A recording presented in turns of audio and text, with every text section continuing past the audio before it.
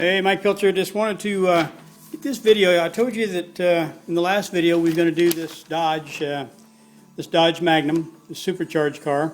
Now what I've done, and I'll show you here in just a little bit once we finish this, but I've had to repair the front bumper. He got into some things and scraped up the bottom of the front bumper, so we took it off. But on this hood, he wanted to add some more fire up in this insert of this hood scoop. So that's what we're going to do in this video here. And then I'll pull the camera off the stand and I'll show you how I've wrapped the car. I'll give you the part numbers and everything to all the stuff I've used. Here's the art tool we're going to use today.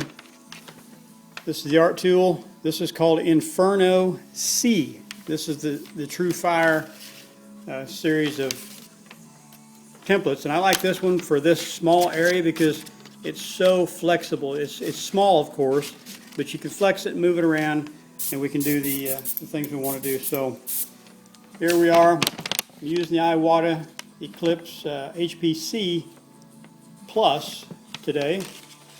And we're just going to go in here, and I've got chrome yellow, reduced, actually a little bit over reduced because I don't want it a real solid color because I want it to blend in with these other colors that's already on the hood. So we're just going to go in here with our chrome yellow and just kind of make our fire.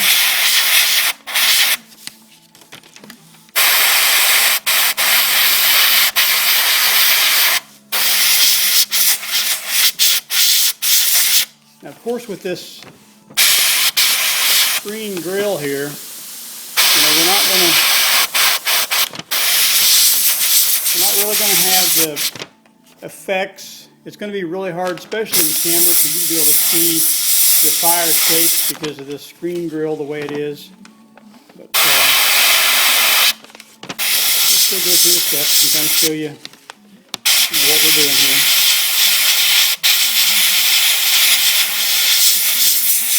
Like I mentioned, underneath this, well, you can't really see it in the camera, but I've got two marks right here. There's a ridge in this hood scoop. Underneath here, just inside of this area right here, is fire. So just in this area right here is fire. That's why I want to carry that right up on here. So the most of my heavy fire is going to be right in this area so that it corresponds and matches up with what I've already got laid out on the hood.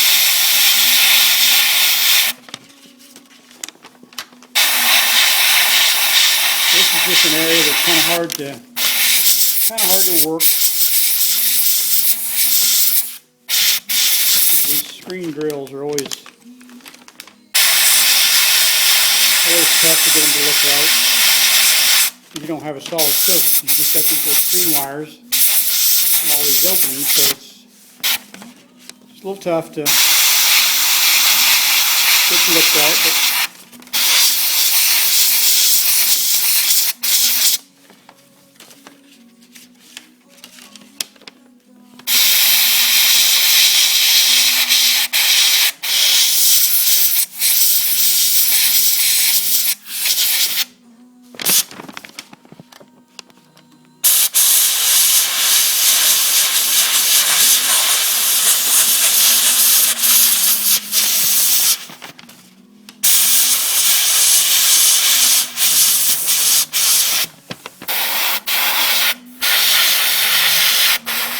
right in this area here that I told you that this center stripe was there, we'll put a little bit more yellow, kind of circular motion, kind of a smoky look.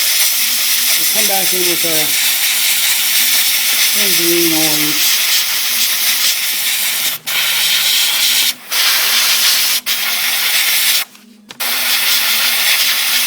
Kind of give it that glow. Then we'll come back with the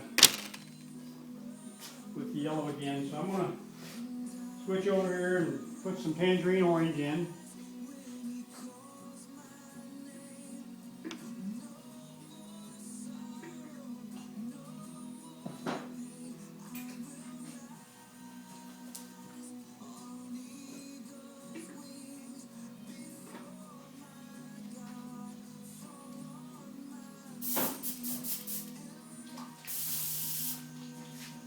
Called Orange Glow. It's also called Tangerine Orange Candy. This is the candy that we're using here. I'll show you once I get done here, but I want to show you how I masked this car off. And then I covered the rest with plastic, and you can probably see the plastic out there. But here's the thing, I spent hours and hours on this custom paint job. You know, actually it's about 45 days. So the last thing that I want to happen is to have overspray drift over on top of good paint. So, you know, plastic's cheap. A lot of people's going to try to cut out on that because it's you know, good plastic is not real cheap, but it's still a cheap investment. You know, when you're talking a custom paint job and then you have to go in and try to remove all that overspray, hours and hours of time, and you may not ever get it all. So a roll of plastic is a cheap investment. Now I use the PPG, and it's a cling type plastic. It's made for paint, so it's got a top, and it's marked. This for the paint side. The bottom side is a cling side. So what that means is when you put it on there, it clings right to your body, your car. So whatever you put it on, it clings right to it, and it don't allow stuff to drift up underneath it. So it's a good investment. I'll give you that number here in a little bit. So yeah, I've got the tangerine orange, and I'm just spraying this over this yellow that we just put on.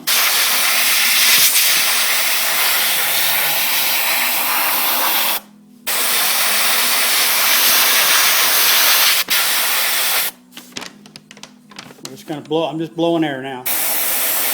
Hoping that dry a little bit so we can move this thing around a little faster. And now we'll come in and put another coat over it and darken it up a little bit.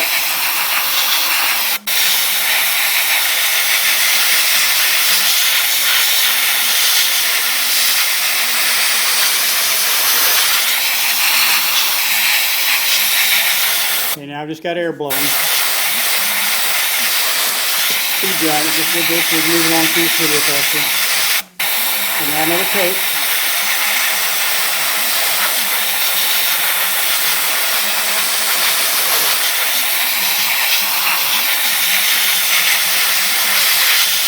And we just keep going until we get kind of color we want.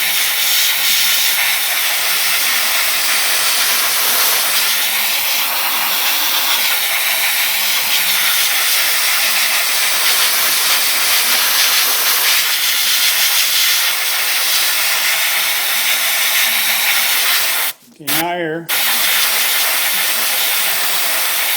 All I'm doing is just blowing air on it, no paint. I'm just blowing air back and forth to help dry that a little quicker.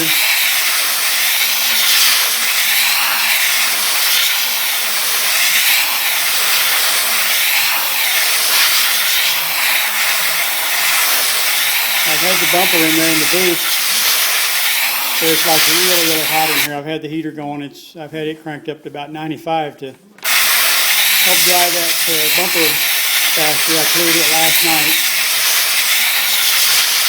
It's been a little over 90 degrees in here all night, all day today. Here it is in the middle of the afternoon. So it's had plenty of time to dry, and it'll be ready to, I'm just going to lightly wet sand it, buff it. And that way it'll be a perfect match to the texture of the rest of the car.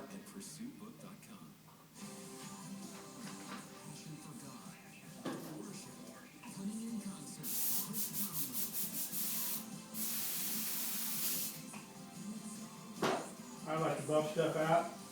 You know, a lot of people don't want, they want that orange peel look.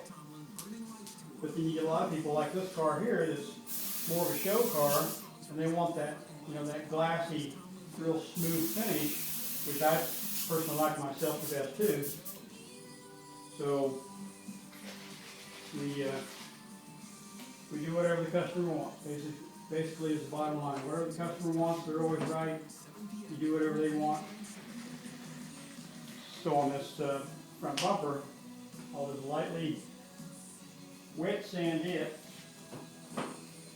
with 1,000 grit, and then I'll go with 2,000, and then we'll just lightly do that. We'll come over with the buffer, and that way it'll match up the rest of the car just spot on. Okay, I've mixed up the chrome yellow again, put a couple drops of white in there with it. Now we're just going to kind of redefine a few places here.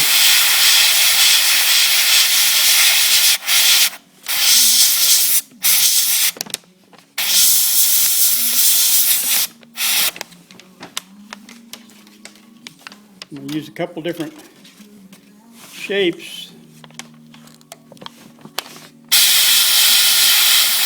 with my art tool here so that we don't get real repetitious looking designs. And there again, it's really hard to tell on this screen because with this screen, it's all these holes you cut at. You really can't see your shapes very good, but once it's all done,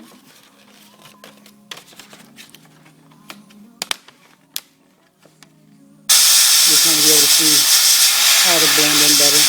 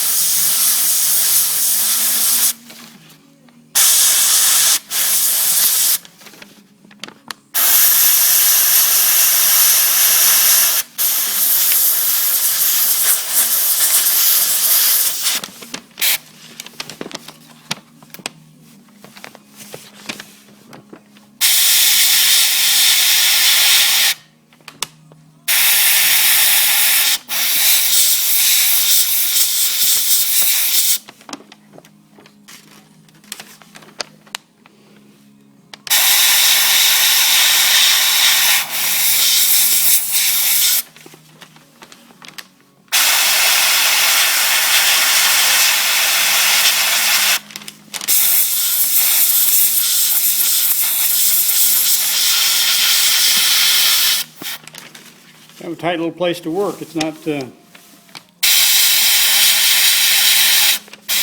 easiest place to work. You don't have a lot of room.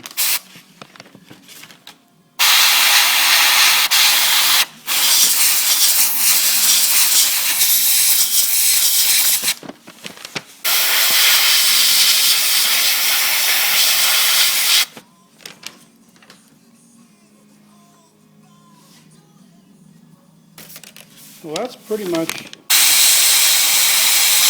all we're going to do. I'm going to go to the pagan gold now.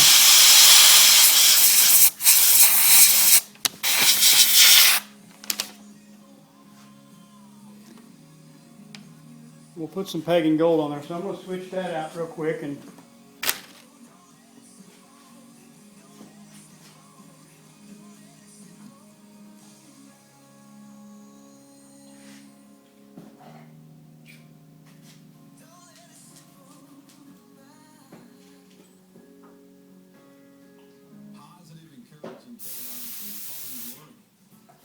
run a little reducer through my gun.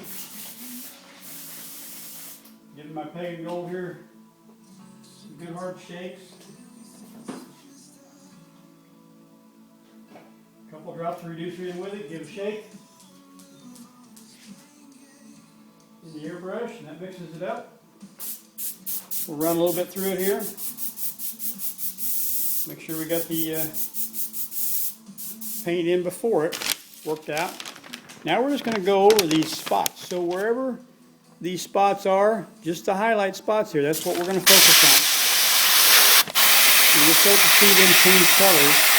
Now in the center area right here, where I had more of the orange, I'm going to put this pagan gold over this whole thing here.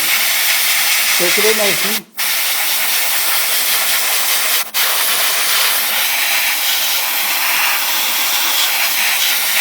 What the pagan does is it really enhances that orange too. So it's not just, you know, helping our white and our yellow mixture glow better, but it's also really enhancing that orange to make that orange stand out even more.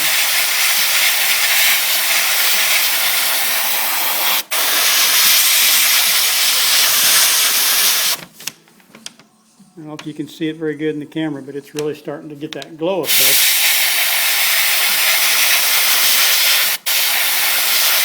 Now I'm just blowing air. Let it dry a little bit faster. We can put another coat or so on it.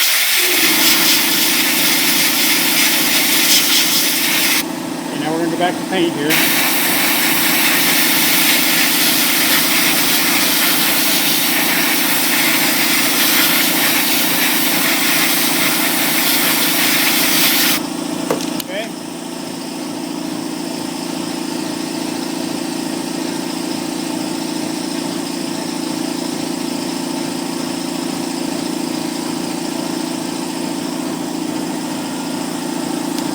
Okay, so now to ensure my match, what I'm going to do is I'm going to lay my hand underneath this paper because I do not want to cut. I've got a razor knife and I don't want to cut through into my panel below it, so I've got my hand underneath. I'm raising the paper up off the hood.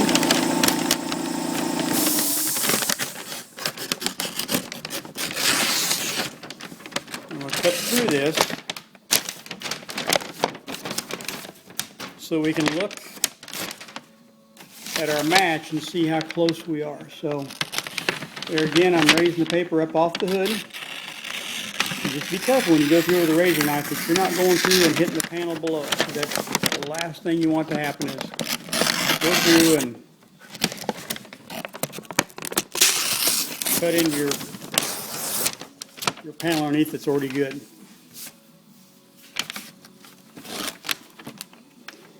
Okay, so as far as color, it looks pretty good.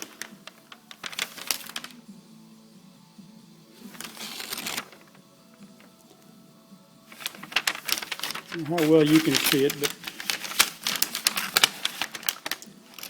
it's a pretty good match, really. So what we'll do is we'll just pull this back down. We're going to tape back where that was. We'll make our cuts.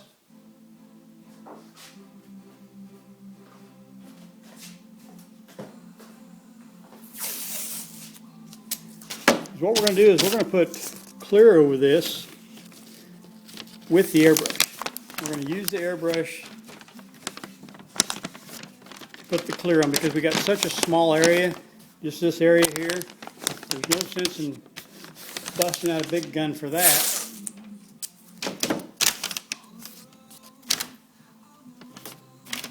So we'll just use the airbrush.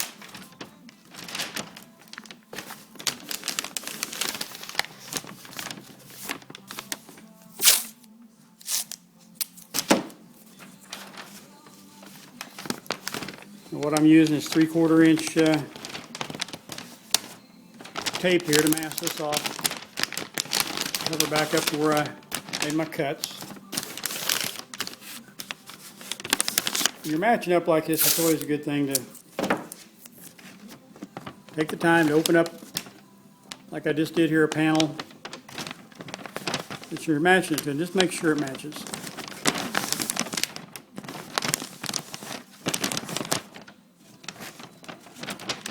Sometimes they don't.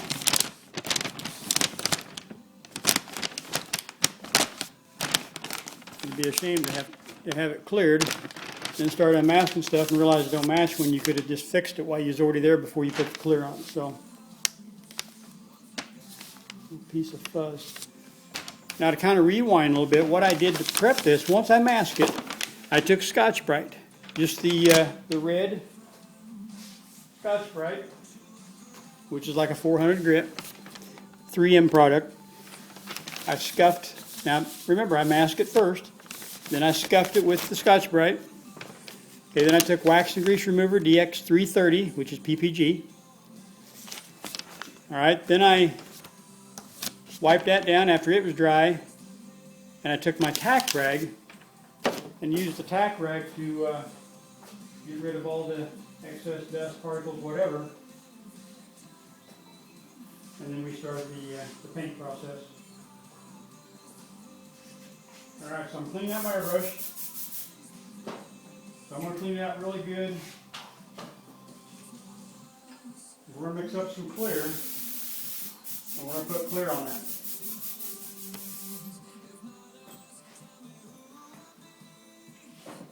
I want to clean out the airbrush really, really good because I don't want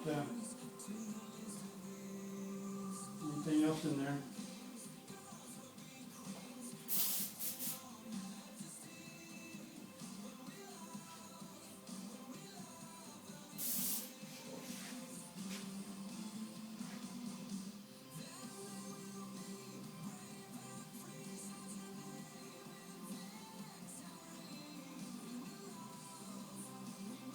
Okay, so I'm going to mix up a little bit of clear here.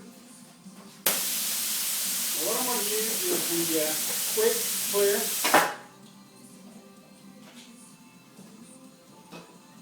So if you're ready to write, something to write with, now's a good time to jot this down.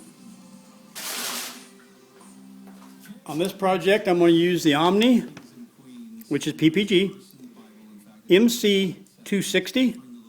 This is quick clear. What that means is it's fast.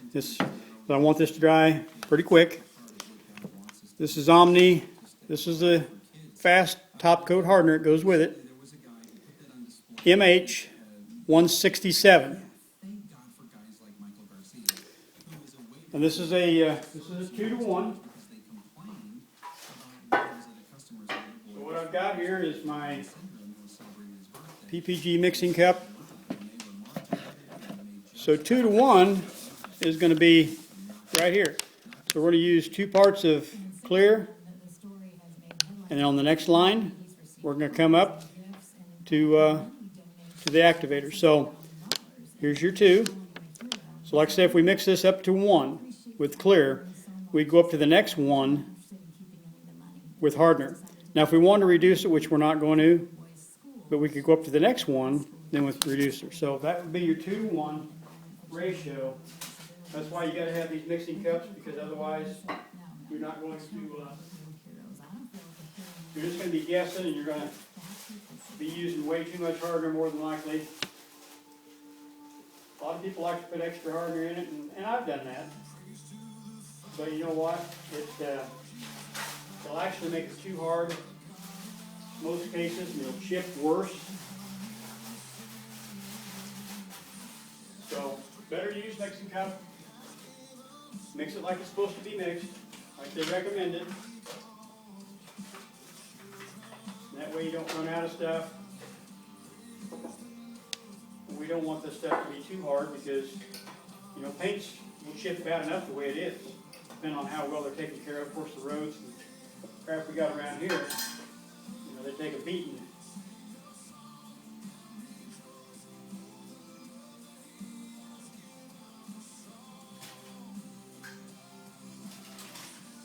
Okay, so I'm just mixing this clear right now. I've got the clear in the cup. Now I've got to put the hardener in there.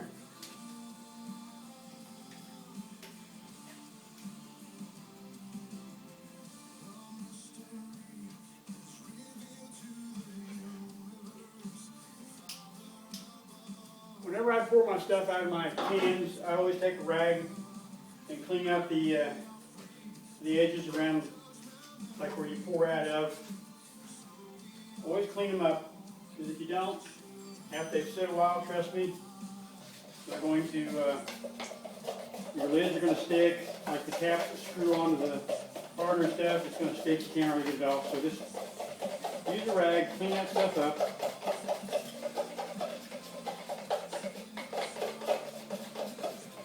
And you won't have to worry about that. What I'm doing now, I'm just stirring this clear up really good, mixing the 2 together.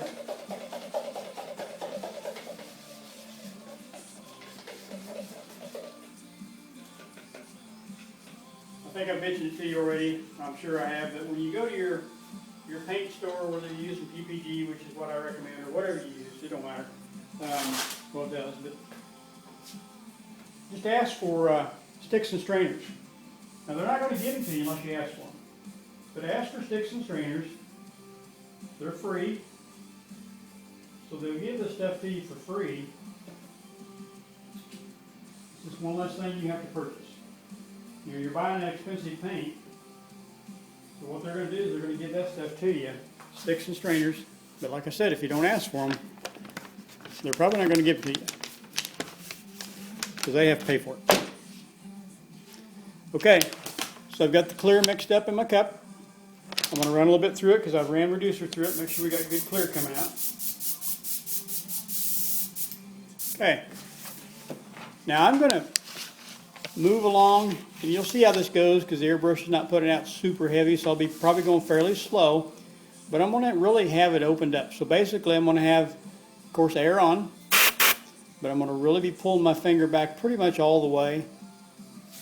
And at first I'll be moving fairly quick. I want to see how it's flowing, and then you'll probably see me slow down because more than likely I'll be slowing down quite a bit. Okay, here we go.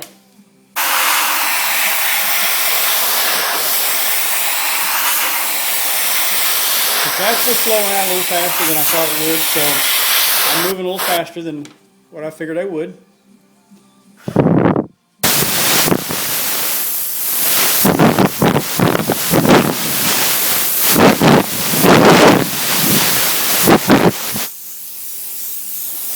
All I'm doing is just blowing a little bit of air across it.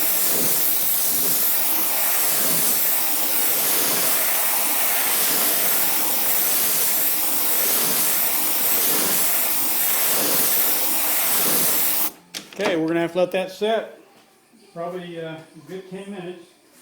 This quick clear is a little faster. I'm going to pull this camera off the stand. You're going to see some shaking. But the quick clear is a little bit faster, quite a bit faster actually than everything else. So it's going to dry a little quicker. Normally in this temperature in here where I've got it over 80 degrees, you know, you're probably talking 20 minutes. Put the next coat on, but on this quick clear, probably 8 to 10 minutes. Okay, I'm going to do a walk around with you and just show you how I've kind of prepped. So what I've done is I've just covered the hood with paper. Now this is the good masking paper. It's not the real thin. It's the heavier, which is recommended. Nothing bleeds through. I do not recommend newspapers. If you're doing like repair jobs and stuff, just remember this. I used newspaper years ago. I was trying to be cheap and not buy all this expensive paper. I mean, it's not that high, but it was then because I was broke.